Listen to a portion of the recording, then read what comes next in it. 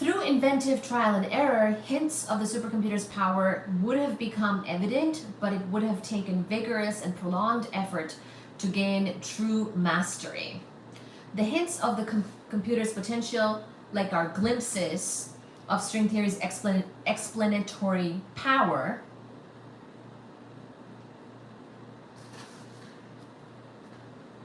would have provided extremely strong motivation for obtaining complete facility. A similar motivation today energizes a generation of theoretical physicists to pursue a full and precise analytic understanding of string theory.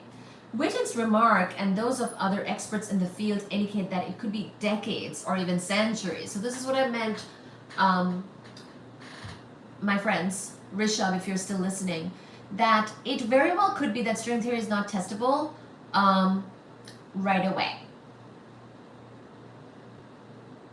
It could be centuries, apparently, okay? So it could be even centuries before string theory is fully developed and understood.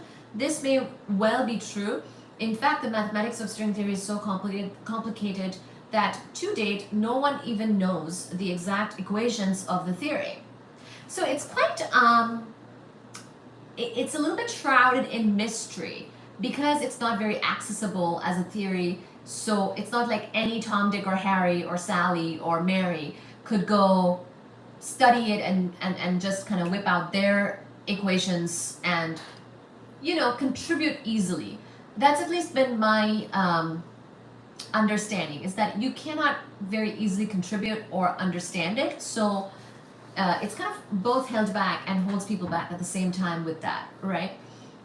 Instead, physicists know only approximations to these equations, and even the approximate equations are so complicated that they as yet have been only partially solved. The other thing is that these equations are very involved.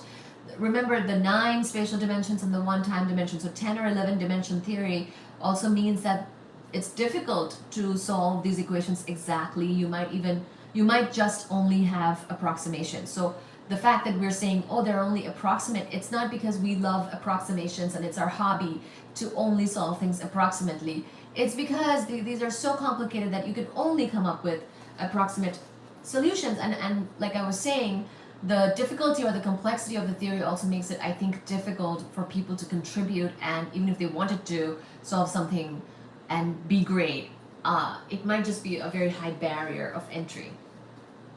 Okay, so nevertheless, an inspiring set of breakthroughs in the latter half of the 1990s, breakthroughs that have answered theoretical questions of hitherto unimaginable difficulty, may well indicate that complete quantitative understanding of string theory is much closer than initially thought. Physicists worldwide are developing powerful new techniques to transcend the numerous approximate methods. So they want to overcome these numerous approximate methods so far used, collectively piecing together disparate elements of the string theory puzzle at an exhilarating rate. So apparently there is some progress with that. Surprisingly, these developments are providing new vantage points for reinterpreting some of the basic aspects of the theory that have been in place for some time. For instance, a natural question that may have occurred to you in looking at figure 1.1. We will look at figure 1.1 in just a bit here. Maybe I will show it to you in just a second here. I see. Yes. Is why strings? Why not little frisbee disks or microscopic blob-like nuggets, or a combination of all of these possibilities? Why strings? As we shall see later on in the same book in chapter 12, he's saying that we can see that the most recent insights show that these other kinds of ingredients do have an important role in string theory, and have revealed that string theory is actually part of an even grander synthesis currently and mysteriously named M theory. M for mystery, M for the new string theory.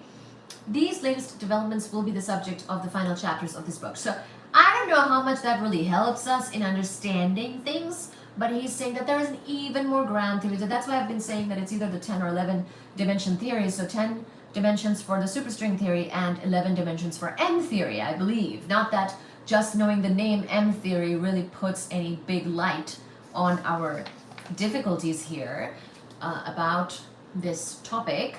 Progress in science proceeds in fits and starts.